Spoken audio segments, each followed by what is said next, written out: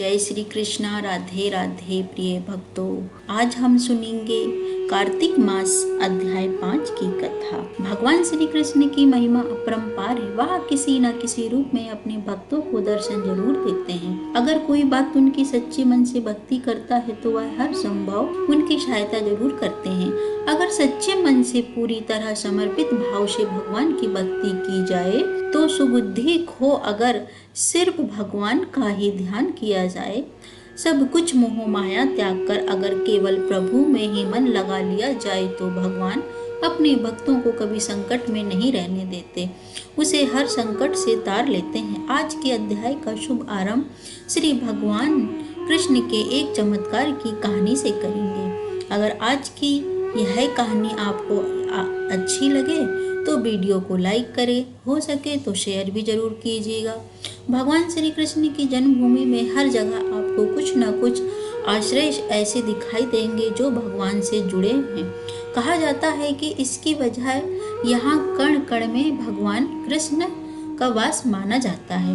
वृंदावन में भी आपको ऐसे बहुत सारे आश्रय दिखाई दे जाएंगे जहाँ पर कई संत भी हुए हैं, ऐसे संत जिनके चमत्कारों के किस्से हमेशा सुनाई देते हैं। आज भी अनेकों संत वहाँ पर हैं जिनके आश्चर्यजनक चमत्कारों को यहाँ आने वाले श्रद्धालु अक्सर देखा करते हैं। ऐसे ही एक चमत्कार है पागल बाबा का मंदिर और उनके पागल बाबा और उनके इस मंदिर के निर्माण की कहानी बहुत ही दिलचस्प है, आप सभी को जरूर सुननी चाहिए। पागल बाबा मंदिर मथुरा वृंदावन मार्ग पर स्थित है। इसके बारे में कथा जनमानस में आज भी बहुत प्रचलित है। इसके अनुसार एक गरीब कृष्ण भक्त ब्राह्मण दिन भर ठाकुर जी का नाम जपा करता था। उसके पास जो कुछ भी था, या यूं कहे कि जितना कुछ भी रूखा सूखा उसे मांग कर खाने को मिलता, वह उसे भगवान की मर्जी समझकर खुशी खुशी खा लेता और अपना जीवन बिता रहा था। एक बार उसे कुछ पैसे की आवश्यकता पड़ी तो किसी साहूकार से वह पैसे लेने के लिए गया। जरूरत पड़ती है तो इंसान जाता है। साहूकार ने उसे पैसे देते हुए कहा कि उसे यह पैसे जल्दी वापस करने होंगे। उसकी बात मानकर वह पैसे लेकर घर आ गया। अब वह ब्राह्मण हर महीने नियम से किस्त का हिसाब करके साहूकार को पैसे लौटाने जाता था। अब हुआ ये, आखिरी किस्त के थोड़े दिन पहले ही साहूकार ने वसूली का एक पत्र उसके घर भिजवा दिया। यह देखकर ब्राह्मण बहुत परेशान हुआ और साहूकार से विनय करने लगा, लेकिन साहूकार नहीं माना। मामला अदालत में पहुंच गया। जज साहब अदालत में बैठे हुए थे। ब्राह्मण ने जज साहब से अनुरोध करते हुए कहा कि जज साहब, एक किस्त के अलावा उसने साहूकार का सारा कर्ज अदा कर दिया है। सारी किस्तें उसने दे दी है और यह साहूकार झूठ बोल रहा है। मैंने तो हर महीने नियम से हिसाब करके किस्त चुकाई है। यह सुनकर साहूकार ने क्रोधित होकर दलीलें दी कि उसने कोई गलत व्यवहार नहीं किया है। जिस किसी के भी सामने इस आरोपी ने धन लौटाया है उसे अदालत में पेश किया जाना चाहिए। इतना सुनकर तो ब्राह्मण सोच में पड़ गया, क्योंकि साहूकार को जब जब धन लौटाया गया तब उसका कोई भी गवाह आसपास नहीं होता था। इस बारे में बहुत सोचते हुए ब्राह्मण को अंत में अपने भगवान की याद आई और गवाह के रूप में उसने भगवान कृष्ण का नाम ले लिया। भगवान कृष्ण का नाम सुनकर पहले तो जज साहब कुछ हैरान हुए, लेकिन बाद में ब्राह्मण से उनका पता मांगा गया। ब्राह्मण के कहने पर एक नोटिस बांके बिहारी के मंदिर में भेजा गया। भक्तों ध्यान से सुनिए, नोटिस कहाँ भेजा गया? श्री बांके बिहारी मंदिर में। जब अदालत में गवाही देनी होती है तब नोटिस मिलने पर गवाह को अदालत में उपस्थित होना ही पड़ता है। अब पेशी की अगली तारीख पर एक बूढ़ा आदमी कोर्ट में पेश हुआ और ब्राह्मण की तरफ से गवाही देते हुए कहने लगा कि जब ब्राह्मण साहूकार के पैसे लौटाने आता था तब मैं उसके साथ ही हुआ करता था। बूढ़े आदमी ने रकम वापस करने की हर तारीख को कोर्ट में मुंहजबानी बता दी, जैसे उसे सब कुछ एक तारीख के हिसाब से याद हो। साहूकार के दावे में भी बूढ़े आदमी द्वारा बताई गई रकम की जो तारीख थी वह भी सही निकली। अब साहूकार सोचने लगा, राशि तो दर्ज की थी लेकिन नाम फर्जी लिखे हुए थे। उसके आधार पर जज ने ब्राह्मण को निर्दोष साबित कर दिया। ये बात कुछ समझ में नहीं आ रही। लेकिन जज साहब अब तक हैरान थे कि इतना बूढ़ा आदमी इतनी सारी तारीखें भला कैसे याद रख सकता है। जज साहब ने उसके बारे में जब ब्राह्मण से पूछा कि यह आदमी कौन है, तो ब्राह्मण ने उत्तर दिया कि यह सब जगह रहता है, लोग उन्हें श्याम, कान्हा, कृष्णा आदि नामों से जानते हैं। इसके बाद जज साहब ने फिर से ब्राह्मण से पूछा कि बताओ वह बूढ़ा आदमी कौन था। फिर ब्राह्मण ने कि सच में मुझे नहीं पता कि वह कौन था। जज साहब को इस बात से बड़ी हैरानी हुई। उनके मन में सवाल पर सवाल आ रहे थे कि आखिरकार वह आदमी था कौन।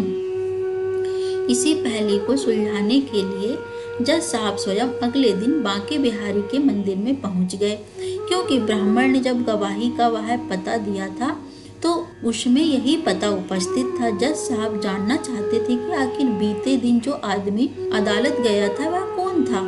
मंदिर के पुजारी से जब जज साहब ने पूछा और सारे घटनाक्रम की जानकारी दी और बात की, तो पुजारी ने बताया कि जो चिट्ठी पत्री यहाँ आती है उसे भगवान के चरणों में रख दिया जाता है। जज साहब ने उस बूढ़े आदमी के बारे में भी पूछा, लेकिन पुजारी जी ने कहा कि ऐसा तो कोई आदमी यहाँ नहीं है रहता। यह सब बातें सुनने के बाद जज साहब को लगा कि हो ना हो वो साक्षात श्री कृष्ण ही रहे होंगे।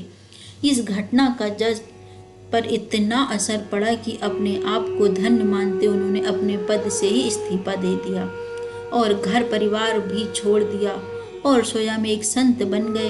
अब भगवान श्री कृष्ण की भक्ति में रम गए। स्थानीय लोगों का मानना है कि बहुत साल बाद जब जज पागल बाबा के नाम से वृंदावन में वापस लौटे और उन्होंने पागल बाबा मंदिर का निर्माण कराया, तब से यह मंदिर पागल बाबा के मंदिर के नाम से प्रसिद्ध है। इस मंदिर के निर्माण के बारे में एक और प्रचलित मान्यता है। जब जज साहब को पता लगा कि उनके सामने साक्षात श्री कृष्ण ही अदालत में पेश हुए, तब से वह श्री कृष्ण को ढूंढने के लिए इतने आधीर, इतने बेचैन हो गए थे कि अपनी सुध बुध खो बैठे थे। इस घटना ने उन्हें इतना बेचैन कर दिया था, इतना व्याकुल कर दिया था कि वह पागल से हो गए थे। इसके बाद वह जिस किसी भंडारे में जाते, वहां से पतलों की जूठन उठाते और उसमें से आधा जूठन ठाकुर जी को अर्पित करते और आधा खुद खा जाते थे। उन्हें ऐसा करते देख लोग उनके विरुद्ध हो गए। लोगों ने उन्हें मारना पीटना भी शुरू कर दिया, लेकिन वह अपनी शुद्ध बुद्ध खोकर हर दिन भंडारों का जूठन खुद खाते और भगवान को भी खिलाते रहते। हार कर लोगों ने उन्हें पागल के रूप में मान लिया और धीरे धीरे उनका नाम ही पागल बाबा बढ़ गया। कहा जाता है कि उनसे परेशान होकर लोगों ने एक बार उनके खिलाफ एक योजना बनाई, जिसके अनुसार लोगों ने भंडारे में अपनी पत्तल में से कुछ भी नहीं छोड़ा ताकि वह ठाकुर जी को जूठन ही ना खिला सके। लेकिन पागल बाबा तो आखिर पागल बाबा ठहरे। उन्होंने वही सारी पत्तलों में से पोंछ कर जितनी भी जूठन हो पाई उनका सबका एक निवाला बना लिया और अपने मुंह में डाल लिया। लेकिन इस आपाधापी में इस बार वह ठाकुर जी को भोग लगाना भूल गए। इस बात का एहसास होते ही बिना ठाकुर जी को भोग लगाए ही वे निवाला मुंह में रख गए। उन्हें लगा कि अगर वह पहले खा लेंगे तो ठाकुर जी का अपमान हो जाएगा और अगर वह यह निवाला थूक दिया तो अन्य का अपमान हो जाएगा। अब वह निवाला मुंह में लेकर ठाकुर जी के चरणों का ध्यान करने लगे। तभी अचानक से बाल गोपाल एक सुंदर से लड़के के रूप में पागल बाबा यानी जज साहब के पास आया और बोला, क्यों आज मेरा भोजन खा गए? यह सुनकर जज साहब की आंखें आंसुओं से भर गई और बोले, ठाकुर जी बहुत बड़ी भूल हो गई है, माफ कर दो। ठाकुर जी ने भी मुस्कुराते हुए कहा, आज तक तुमने मुझे लोगों का जूठा खिलाया, किंतु आज अपना ही जूठा खिला दो। जज साहब की आंखों में आंसू रुकने का नाम ही नहीं लेते थे। कहते हैं कि इस घटना के बाद जो पागल बाबा थे उनको मानने वाले लोगों की संख्या बढ़ने लगी। इसके बाद बाबा ने एक विशाल मंदिर की स्थापना का प्रण लिया और विशाल भंडारे का आयोजन किया। अपार जन समूह उमड़ा, लेकिन बाबा का भंडारा खाली होने का नाम ही नहीं ले रहा था। बाबा ने मंदिर में एक विशाल रसोई बनवाई और मंदिर के नीचे विशाल भंडार घर बनवाया उसी समय आयकर विभाग ने छापा मारा कि इतना अनाज और भंडारे का सामान कहाँ से आ रहा है। बाबा का चमत्कार तब भी हुआ जब पूरी टीम भंडार घर में घुसी तो उसे वहाँ कुछ भी नजर नहीं आया। वे आश्चर्यचकित हो गए कि जब यहाँ कोई सामान ही नहीं है तो इतना विशाल भंडारा कैसे चल रहा है। हैरान परेशान होकर आयकर के अधिकारी वहां से चले गए। पागल बाबा को समर्पित यह विशाल मंदिर आज भी वृंदावन में मौजूद है। कहा जाता है कि यह कोई भी भक्त खाली हाथ नहीं जाता। यहाँ भक्तों की हर मनोकामना पागल बाबा और उनके कन्हैया जी जरूर सुनते हैं। तो कैसी लगी आपको आज की यह कथा, यह कहानी? कमेंट कर जरूर बताइएगा। जय श्री कृष्णा, राधे राधे।